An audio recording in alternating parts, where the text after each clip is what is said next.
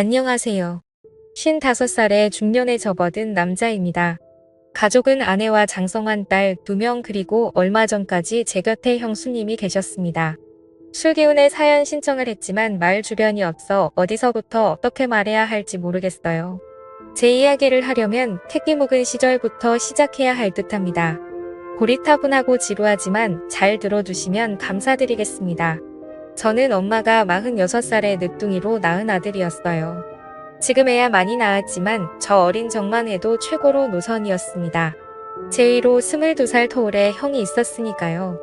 엄마는 저를 낳자마자 건강이 악화되셔서 돌아가셨고 아버지께서는 저를 3살 정도까지 키우시다가 좋은 분 만나 재혼하셨는데 안타깝게도 재혼한 분께서 저까지는 원하시지 않으셔서 절 형한테 떠맡기다시피 하셨대요. 형은 제가 4살 때 이미 22살이었고 가정을 꾸린 상태였습니다. 형수님도 계시고 형의 아들도 있었는데 제 조카랑 저랑은 생일만 10개월 차이 나진 아이는 같았네요. 형은 절 형수님 앞으로 데려온 날 절 어찌해야 할지 죄인마냥 고해 성사하며 형수님 뜻대로 하겠다고 했대요.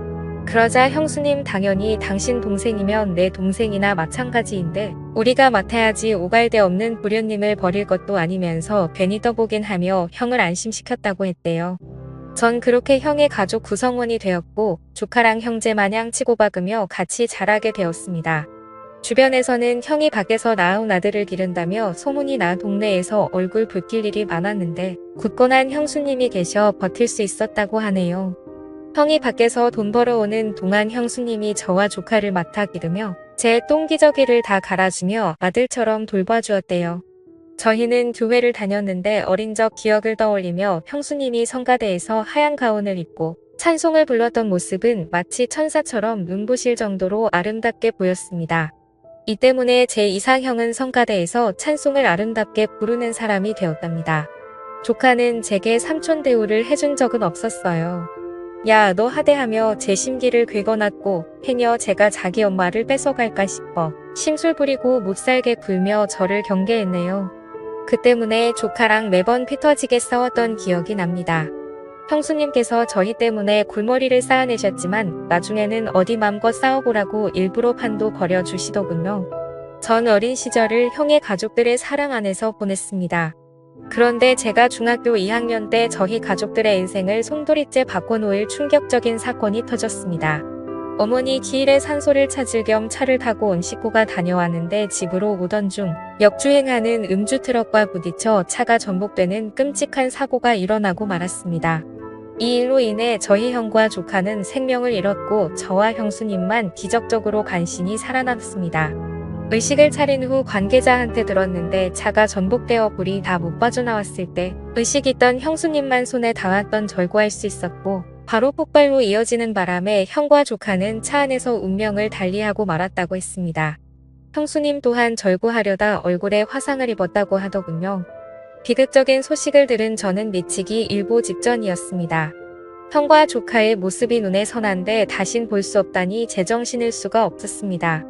형수님도 남편과 자식을 잃은 충격에 상태가 망가져갔네요. 그토록 긍정적이고 밝았던 사람이 소중한 이들을 잃으니 반성장 상태가 되더군요. 피부치대를 앓은 슬픔은 겪어보지 않은 사람은 아무도 모릅니다. 생살이 도려져 찢겨지는 기분이더군요. 저 역시 퇴원하기 전까지 심신이 완전히 치료가 될 때까지 시간이 많이 필요했고 조금씩 정신이 들 때쯤 형수님을 매일 찾아뵈어서 제자리를 찾길 바랬습니다. 시간이 어느 정도 흐르자 형수님도 정신이 돌아오기 시작하더군요. 형수님의 친정 식구들은 형수님께 목숨 걸고 구하려면 남편이나 자식을 구할 것이지 하필 시동생을 구할 게 뭐야 몸이 회복되는 대로 시동생 돌봐줄 기관으로 보내버려라며 타박하는데 형수님은 화를 내며 식구들한테 그런 말일 거면 다시 찾지 말라고 매몰차게 쳐버리셨습니다.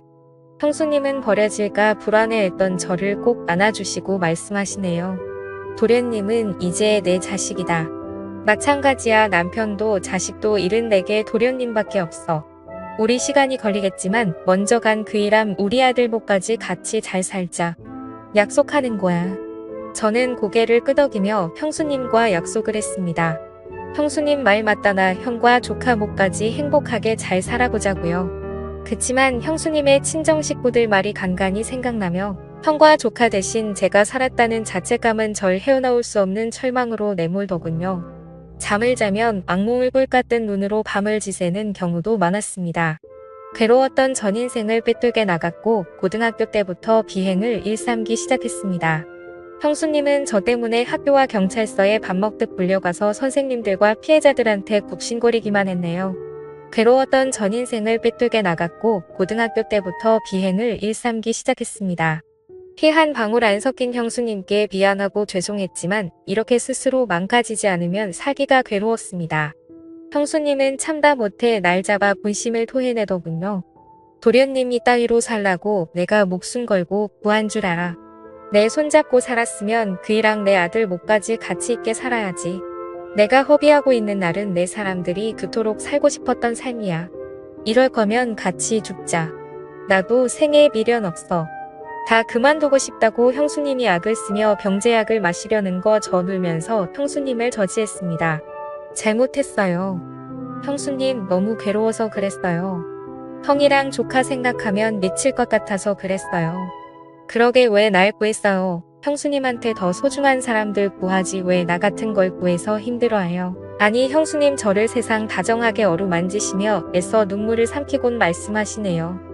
도련님은 나한테 정말 소중한 사람이야. 그걸 왜 몰라. 내 가족들은 누구와 나 다르지 않고 다 소중해. 그래서 망설임 없이 도련님을 구했던 거였는데 지금의 도련님을 보면 후회돼. 그냥 그때 다 같이 죽을 걸 누구 하나 상처받는 일 없게 그냥 죽을 걸 그랬어 하며 결국 흐느끼십니다.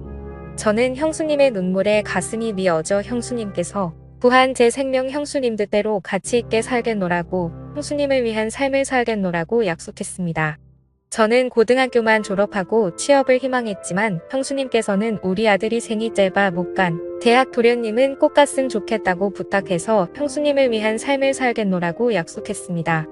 정신 차리고 공부를 시작했고 형수님의 뒷바라지 안에서 재수 끝에 서울에 있는 대학에 합격했습니다. 형수님의 기뻐하는 얼굴이 떠올라 덩달아 기쁘더군요. 전 형수님께 대학 등록금 부담을 짐지우지 않으려고 아르바이트를 구했지만 형수님은 이거 우리 아들 하늘 날아갈 때 받았던 보험금이야. 도련님 등록금하고 대학 생활하는데 유흥이 잘 써줬으면 좋겠다며 내주시더군요.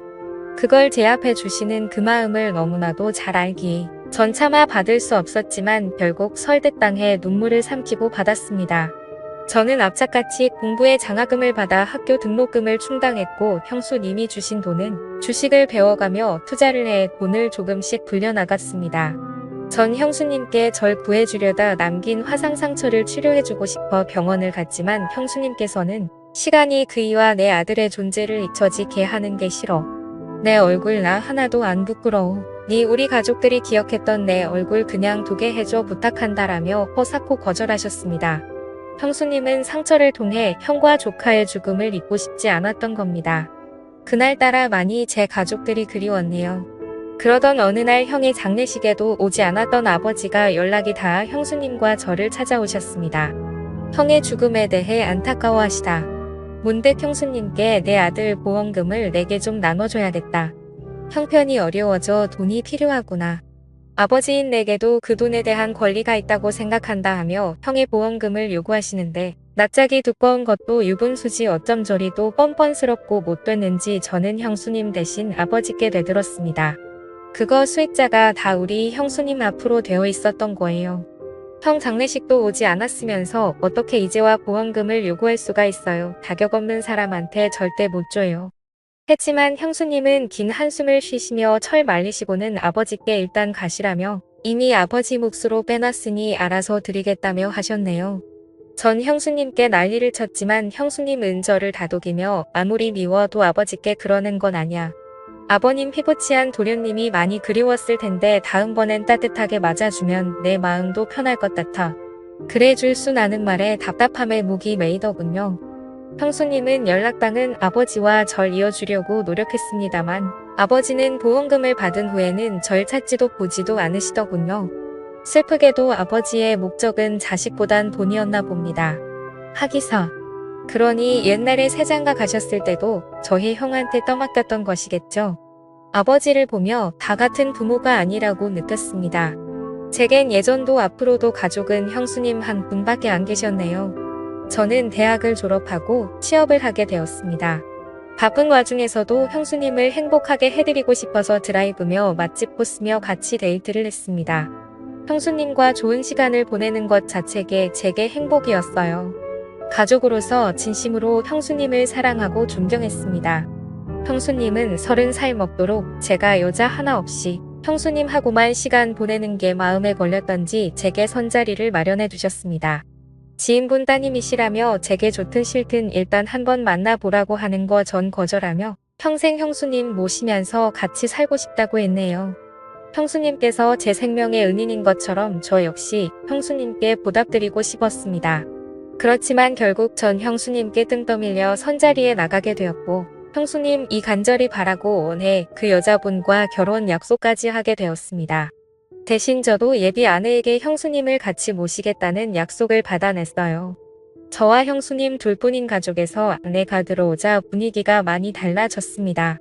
아내는 형수님처럼 긍정적이고 밝은 사람이라 집안에는 웃음이 돌았습니다.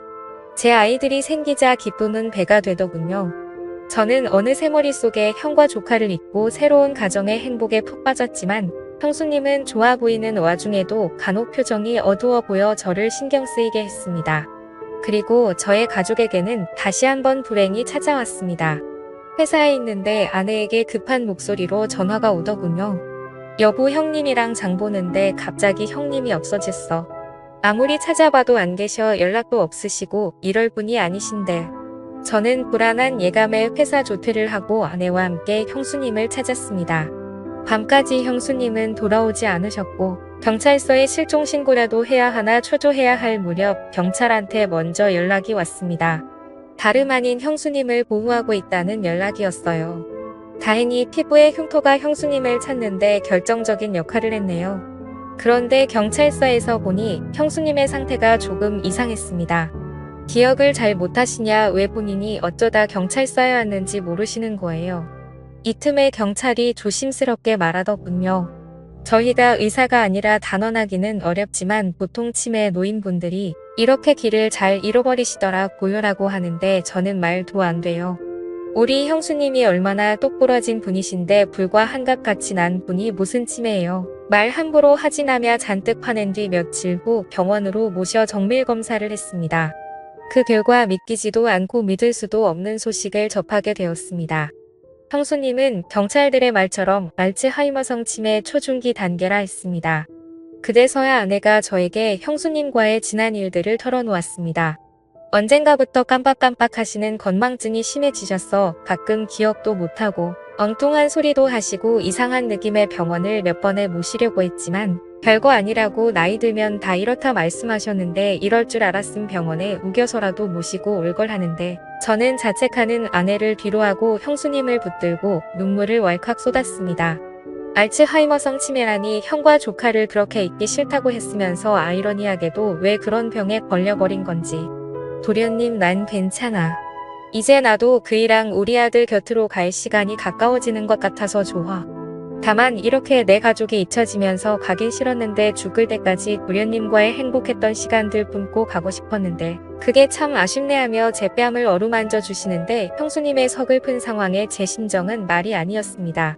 제가 지켜드릴 테니까 형수님 아무 걱정 마시고 그저 여태 제 곁에 있어 주셨던 것처럼만 있어 주세요. 그 자리에만 서 계셔 주세요. 그럼 돼요, 형수님. 형수님은 엷은 미소를 띠며 언제나 고맙다며 제 손을 잡아주셨습니다. 어린 날 제가 아버지께 버림받았을 때 제 손을 잡아 끌어주었던 것처럼요. 나의 형수님의 손은 여전히 든든하고 따뜻했습니다. 그러나 시간이 흘러 병원 치료를 꾸준히 받았음에도 불구하고 형수님의 상태는 점점 악화되었습니다. 아내는 처음엔 저와 함께 형수님의 처지를 안타깝게 여기며 치매에 좋은 음식을 준비했고 기억력을 돌이키기 위해 일상 속에서 꾸준하게 자극을 주었지만 긴 병에 효과 없다고 형수님의 수발을 지친 아내는 급기야 제게 형님, 우리 요양원에 모시자. 나 집안일에 애들일에 형수님 수발까지 도저히 못하겠어. 솔직히 시어머니도 아니고 당신 형수인데 나 이만큼 했음 잘한 거야.